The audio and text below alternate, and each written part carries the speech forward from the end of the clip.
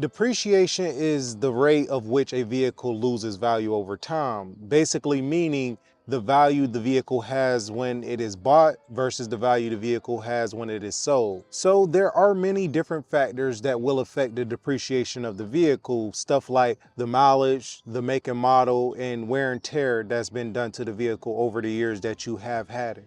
A new car typically loses about 15 to 35% of its value in the first year and goes up to 50% over 3 years, and some can lose more than half their value after about 5 years. Take my car for example. It was released in 2020 at a sticker price of about $42,550 and now has a fair purchase price of $24,466 after 4 years of being released. So my car in the last 4 years has lost 57.5% of its value, or in other words, depreciated about 57%. And like I said, this car did release in 2020. It is 2024 at the time of filming this video, and I purchased it this year. So since I've had it, the car barely depreciated at all. And for the next 4 years, it's going to depreciate a lot slower than the 4 years before I had it. But here's some of the best ways that I've found to avoid depreciating vehicles. The first way to avoid depreciating vehicles is buy used.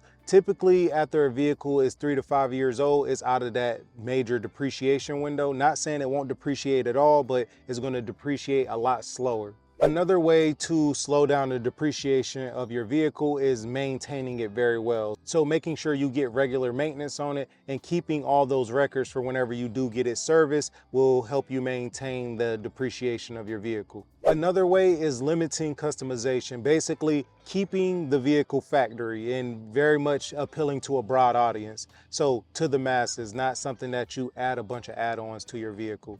And of course, if you can, avoid putting a lot of miles on your vehicle, because obviously the more miles, the less the value of the vehicle is, because a lot of people determine the life of a vehicle based off its miles. So let's look at a list of the fastest depreciating vehicles. And starting with number 15, which is the Nissan Armada, which has an average depreciation of about 55.7% after 5 years, with about $36,875 drop from the MSRP.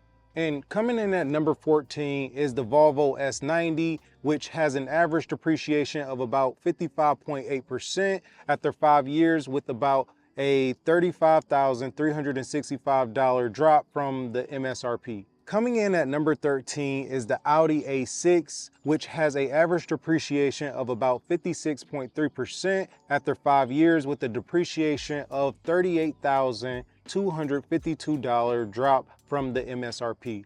Number 12 is the Cadillac Escalade, which I was pretty surprised by this one. It has an average depreciation of about 56.5% after 5 years, with about a $59,093 drop from MSRP. Coming in at number 11 is the Audi Q7, which has an average depreciation of about 56.8% after 5 years, with about a $41,731 drop from MSRP. Coming in at number 10, the Audi A7, which has an average depreciation of about 57.2% after 5 years, with about a $48,917 drop from MSRP.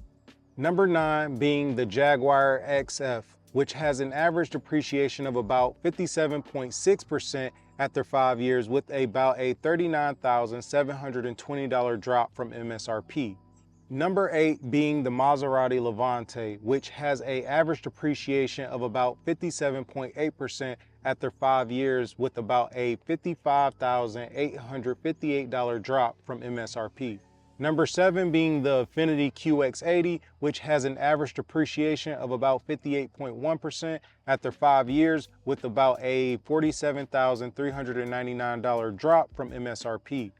And number 6 being the BMW X5, which has an average depreciation of about 58.2% after 5 years, with about a $44,828 drop from MSRP. Number 5 coming in is the Cadillac Escalade ESV, which has an average depreciation of about 58.5% after 5 years, with about a $63,885 drop from MSRP. Number 4 being the BMW 5 Series Hybrid, which has an average depreciation of about 58.8% after 5 years with about a $37,975 drop from MSRP. Number 3 being the Maserati Ghibli, which has an intriguing name if I don't say so myself, which has an average depreciation of about 61.3% after 5 years with about a $58,623 drop from MSRP. Number 2 being the BMW 7 Series, which has an average depreciation of about 61.8%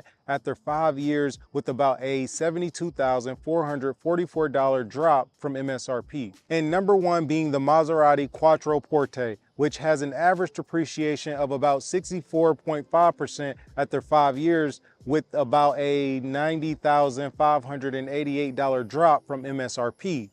And that is a list of the most depreciating vehicles. Basically, these are vehicles you want to avoid buying new because basically you will be paying a lot of money up front that you could avoid if you just buy it 2 to 5 years after it's been released. Also, keep in mind there is no set amount of depreciation for every vehicle, so they will all be different. You can also always check the average depreciation rate of a vehicle before purchasing. And honestly, the depreciation of a vehicle only matters if you plan on selling it. If you have plans to keep your vehicle for a very long time, then you really don't have to worry about the depreciation too much. Of course, if you want high value when you're going to sell the vehicle, you do still want to think about that. But overall, majority of people do not have to worry about the depreciation simply because majority of people buy vehicles to keep them for extended periods of time. With that being said, when you are purchasing a vehicle that's brand new or even a few years older, you want to do your due diligence and compare your options to make sure you aren't overpaying and that you are aware of the potential depreciation. So like I said, depreciation is really not that big of a deal if you do not plan on selling your vehicle, but if you do, this list are some of the cars you would want to avoid, especially if you plan on selling your vehicle after a certain amount of time. And just as you can avoid cars that have a fast and high depreciation rate, there are cars that have a way slower depreciation as well. And you can specifically seek out purchasing a vehicle that you know will hold its value if you plan to resell it. And obviously, I can't speak too much on depreciating vehicles considering I have a Land Rover and this vehicle depreciates fast. So I just want you to be aware of vehicles that depreciate fast, just in case you do plan on selling it in the future, because these vehicles obviously do not hold their value. And if you really want to bang for your buck, you would avoid those vehicles that I just said in this list. Or you could also take a leasing option if you know you aren't going to keep the vehicle and want to avoid taking the hit of the depreciation. I have a video I released recently that explains the difference between buying, financing, and leasing that I will tag, and you can check that out after this video. But with that being said, I'll see y'all on the next one.